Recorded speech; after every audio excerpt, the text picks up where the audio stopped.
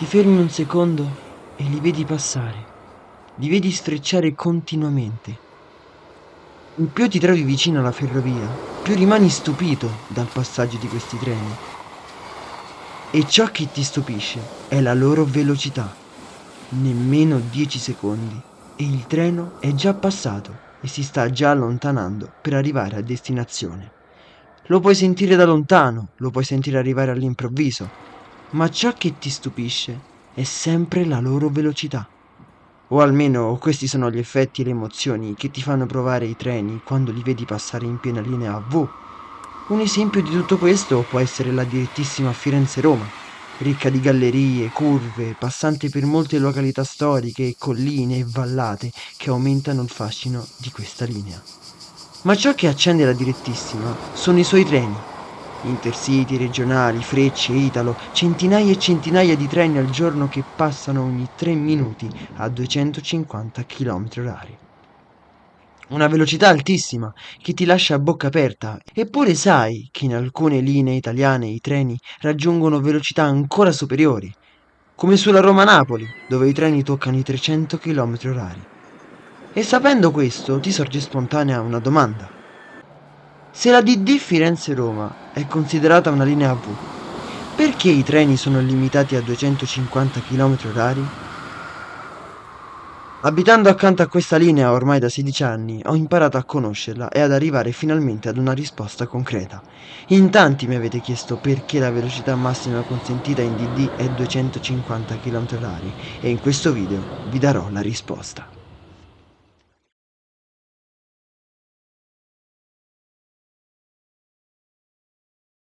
I più esperti del settore diranno che i treni non possono andare a più di 250 km/h perché la DD è stata certificata a 250 massimo per via dell'RSC. Ma i più appassionati sapranno che ora, in direttissima, è entrata in vigore la nuova tecnologia ERTMS, che permetterebbe ai treni di andare a molto più di 250 km/h. Eppure questo ancora non è possibile. Se non è l'RSC il problema, cos'è allora che limita i treni a 250 in direttissima? Alcuni magari penserebbero ai deviatoi, ai raggi di curvatura minima, oppure al dislivello della linea. Ma i deviatoi della DD non rallentano i treni in linea. Il raggio di curvatura minimo è 3000 metri e il dislivello massimo è 8 per 1000. Quindi i treni potrebbero andare tranquillamente anche a 300 km/h. Basti pensare che in alcune corse prova nel 1989 un ETR 500 ha raggiunto i 317 km/h proprio in direttissima. Inoltre, come nelle linee AV dove i treni corrono a 300 km/h, la DD è dotata di binari uni 60 e 1 e traverse in calcestruzzo armato tipo RFI 260 AV. Ma allora cos'è che li limita? E se vi dicessi che la fonte del problema si trova in questa clip che vi sto facendo vedere in questo esatto momento?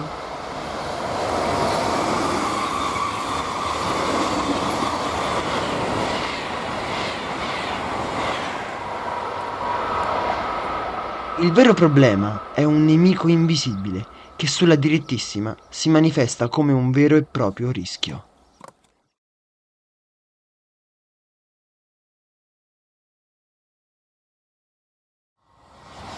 Quando un treno viaggia ad alta velocità, sta letteralmente fendendo il fluido d'aria, generando onde di pressione simili a quelle degli aerei. Quando un treno a V si muove, spinge l'aria davanti a sé, creando una piccola zona di alta pressione chiamata punta, e si lascia dietro una zona di bassa pressione chiamata coda. Il muso a forma di becco d'anatra come l'ETR-600 o a siluro come il Frecciarossa 1000 serve proprio a ridurre la resistenza aerodinamica e a tagliare l'aria dolcemente. Quando un treno viaggia si crea intorno ad esso uno strato di aria turbolenta che si muove alla stessa velocità del convoglio.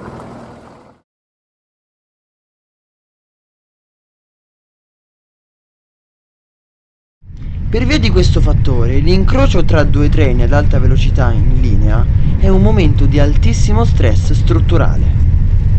Immaginate due treni che viaggiano a 300 km/h. La velocità relativa di impatto dell'aria è di 600 km/h. Cosa succede in quei millisecondi? I treni subiscono una sequenza di forze chiamata onda d'urto di incrocio.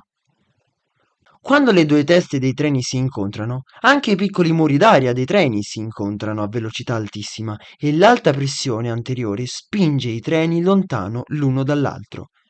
Subito dopo, in frazioni di millisecondi, il vuoto d'aria generato dalle fiancate crea un effetto risucchio che tira i treni l'uno verso l'altro. Infine, quando le code si incrociano, si genera un'ultima turbolenza ondulatoria. Le variazioni di pressione possono superare i 1000-1500 pascal in frazioni di secondo. Però aspettate, e cosa succede quando due treni si incrociano in galleria?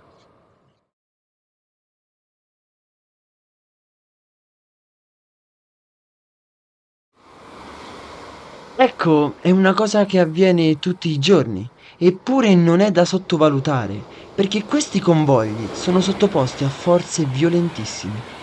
La differenza tra un incrocio all'aperto e uno in galleria è radicale a causa del contenimento dello spazio. L'incrocio in galleria è molto più pericoloso perché all'aperto l'aria spostata dal treno può disperdersi liberamente verso l'alto e verso i lati. L'impatto pressorio è forte, ma si dissipa rapidamente. In galleria gli incroci sono molto più violenti e pericolosi per via del cosiddetto effetto siringa. In galleria l'aria non ha dove scappare. Il treno si comporta come il pistone di una siringa, comprimendo l'aria davanti a sé e creando un'onda di compressione che viaggia all'interno del tunnel alla velocità del suono, quindi circa 340 metri al secondo, molto più veloce del treno stesso. Se ci avete mai fatto caso, quando quest'onda di pressione raggiunge l'uscita della galleria, fuoriesce generando un vero e proprio boom sonico, quindi un forte boato. Ma questo accade quando in galleria entra ed esce un singolo treno. E quando si incrociano due treni, invece? In galleria ogni treno agisce come un pistone in un cilindro.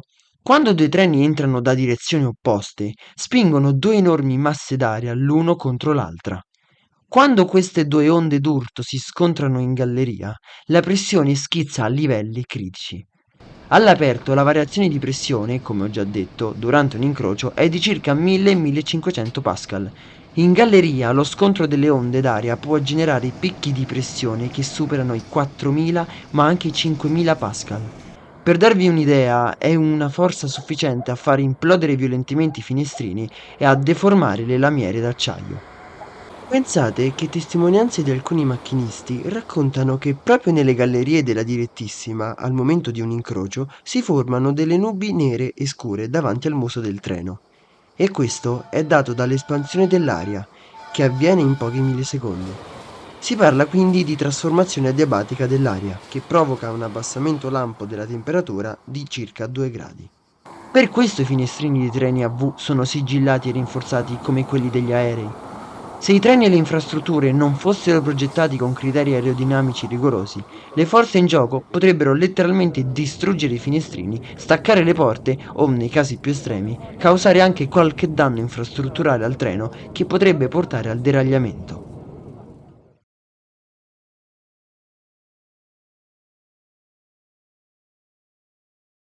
Come risolvere questo grandissimo problema? La risposta ce la dà la grandissima ingegneria moderna, che ha trovato subito la risposta.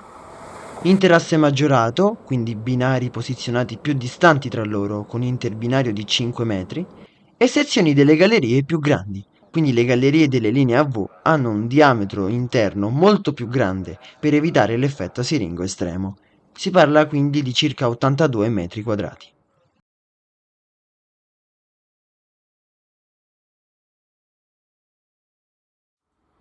Ok, perfetto, soluzione trovata. Basta avere un interasse più largo e gallerie più ampie per far andare i treni più veloci senza che l'aria crei problemi. Ci siamo! Ma forse vi sarete dimenticati che la direttissima Firenze-Roma non ha nessuna delle due soluzioni.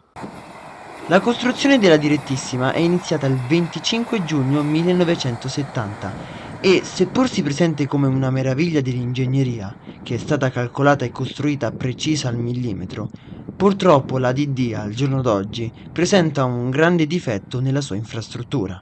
Al giorno d'oggi, perché negli anni 70 la Direttissima Firenze-Roma si presentava come la prima linea a alta velocità in Italia e la linea più moderna e veloce d'Europa, pensata e progettata proprio per i treni di quell'epoca, come gli ETR 450, per farli sfrecciare a 250 km/h.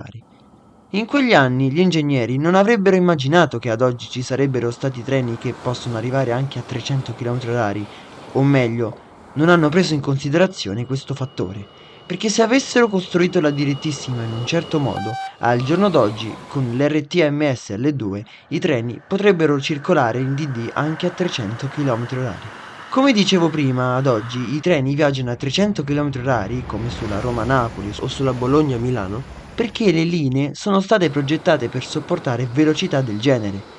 La direttissima Firenze-Roma ha un interbinario molto più stretto delle moderne linee AV.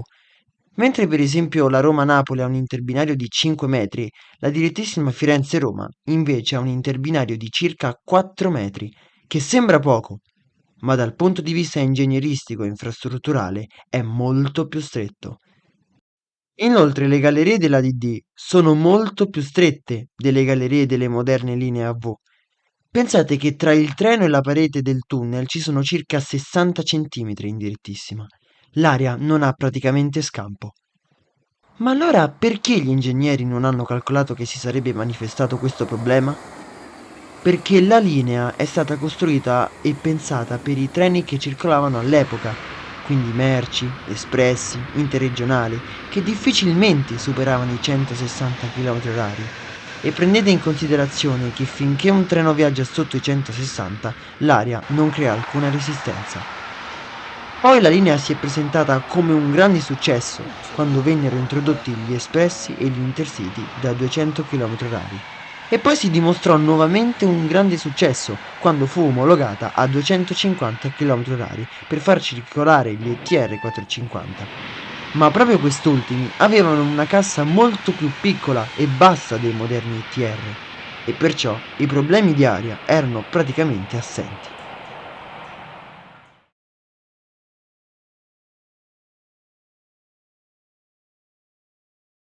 Il vero elemento pericoloso della direttissima Firenze-Roma sono i regionali veloci e gli intercity. Quando un Frecciarossa 1000 e un Italo, per esempio, si incrociano in galleria, l'urto sarà potente, certo, ma sono due treni pressurizzati con finestrini perfettamente sigillati, quindi i passeggeri avvertiranno un leggero scossone. Ma i regionali e gli intercity non sono pressurizzati e inoltre sono a muso piatto, tra virgolette. Diciamo però che il vero pericolo sono i regionali veloci nelle gallerie. Adesso vi descriverò il caso più pericoloso che si può manifestare in direttissima. Un regionale veloce, come treno pari, che viaggia a 160 km/h, e un ETR 500 dispari a 250 km/h. La 464 ha il muso piatto, ma l'aria non crea resistenza regionale in quanto viaggia a solo 160 km/h, ma allo stesso tempo il regionale crea un grande muro d'aria verticale davanti a sé. L'ETR 500, seppur un treno a V, è il treno con il muso meno a punta da questo punto di vista. Ciò vuol dire che creerà un muro d'aria davanti a lui molto più grande rispetto ai Frecciarossa 1000, per esempio. Quando questi due treni si incrociano a quella velocità in galleria, l'onda di pressione d'incrocio sarà violentissima, in quanto si parla di un muro d'aria completamente verticale e un altro poco più in orizzontale, ma che viaggia a 250 km/h. Quando le due teste dei convogli si incrociano in quel millesimo di secondo, i muri d'aria si urteranno a 410 km/h. L'aria compressa davanti ai loro musi genera un vero e proprio urto invisibile. Il muso piatto del regionale crea una forte onda di sovrappressione che investe la fiancata del Frecciarossa, ma quest'ultimo è pressurizzato. Il problema si manifesta nelle carrozze MD del regionale. Man mano che il muso del Frecciarossa sfreccia accanto alle carrozze a 410 km/h, si manifesta una forza violentissima. Il muro davanti al Freccia, infatti, spingerebbe le carrozze verso l'esterno e aprirebbe tutte le finestre delle carrozze.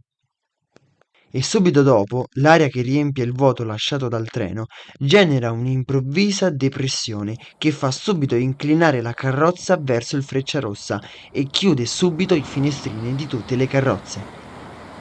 Non so voi, ma io ho assistito proprio a questo scenario, quando mi trovavo in una carrozza a media distanza di un regionale veloce e abbiamo incrociato in una galleria un ETR 500 a tutta velocità.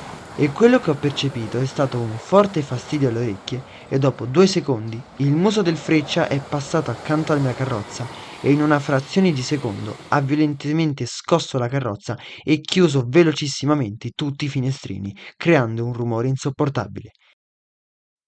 Da qui capite che gli incroci in galleria sono molto pericolosi. Ma questo non sono io a dirlo. Lo dicono i dati di Rete Ferroviaria Italiana, che danno la prova dei tanti incidenti e inconvenienti avvenuti proprio per via degli incroci tra treni. In direttissima Roma-Firenze sono stati numerosi i problemi relativi agli incroci, con danni alle gallerie, alle infrastrutture e ai convogli a V. Il più famoso è l'incidente del 27 febbraio 2012, quando in un incrocio in una galleria della direttissima tra un ETR 500 e un ETR 485, l'effetto siringa ha portato allo staccamento della porta 3 del Frecciargento, che ha urtato il Frecciarossa, causando danni a tutti e due i convogli all'infrastruttura ferroviaria. Oppure quando la porta del personale di condotta di un ETR 500 si è danneggiata sempre in un incrocio in galleria. Da qui capite bene che alzare ancora di più la velocità in direttissima potrebbe alzare di molto il rischio del cedimento infrastrutturale. Perciò il fattore che limita i treni a 250 in direttissima sono i treni stessi che generano dei muri d'aria che, per via dell'infrastruttura stretta e piccola della direttissima, si presentano molto più pericolosi rispetto alle altre linee AV. E se i problemi si verificano in questi treni, che sono progettati per alte velocità e che sono pressurizzati, figuriamoci per i treni regionali nelle gallerie. Trenitalia ovviamente ha provveduto a realizzare degli attacchi e dei sostegni più forti per porte e finestrini, ma capite bene che le forze in gioco sono comunque violentissime. Rete Ferroviaria Italiana ha già annunciato che è in programma un piano per aumentare la velocità fino a 270 km/h in direttissima quando circoleranno solo ed esclusivamente treni a alta velocità. Ma ora che circolano i regionali veloci, forse per ora è meglio se la velocità sia limitata a 250 km/h.